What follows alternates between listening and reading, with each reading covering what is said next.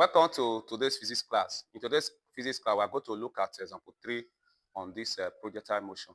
If today is your first time of coming across this my page, please, I want you to consider following, consider also liking, and also help us to share this post to get to greater number of students. Now, we have a question here. It says, a stone thrown horizontally from the top of a vertical wall with a velocity 15 meters per second hits the horizontal ground at a point 45 meters from the base of the wall. Calculate 1, time of flight of the stone. 2, the height of the building or the height of the wall. So we're going to start by getting the diagram.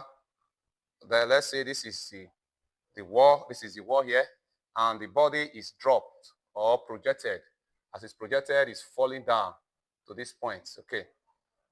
And here it is projected horizontally with a velocity which is 15 meters per second, and that is your ux. Then coming to this point here, and we are told this is the vertical height. Okay, this is the vertical height from here to here, the vertical height of the wall. Now the range is what we talk about here. We are told that the stone hits a point 45 meters from the base of the wall. This is the base of the wall, so 45 meters from here to here. Now, question 1 says the time of flight. The time of flight is the time it takes the stone to move from here down to this point. And at this point, the velocity is constant, which is ux. So here we have the range r, which is this, equal to ux times the t. This t here represents the time of flight. So what are we asked to calculate? We are asked to calculate this.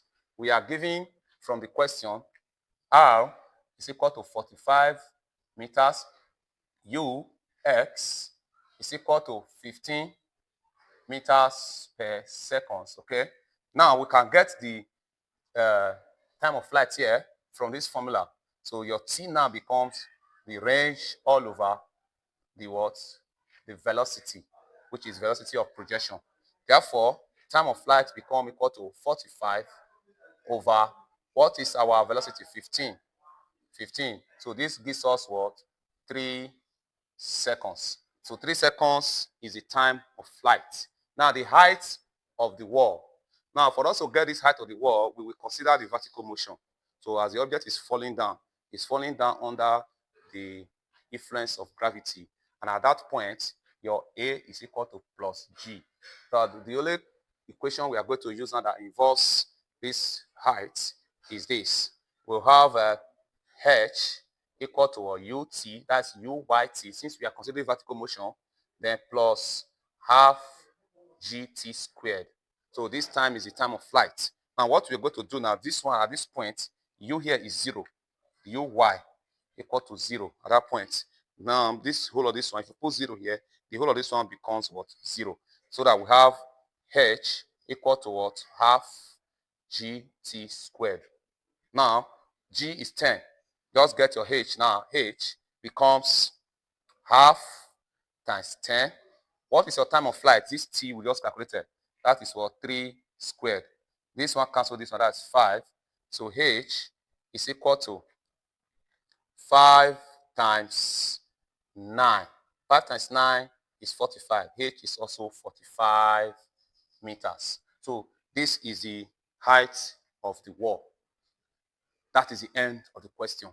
If you find this class very interesting, please help us to share this post. Also consider subscribing to my YouTube channel, Physics and Mathematics Lovers. Bye.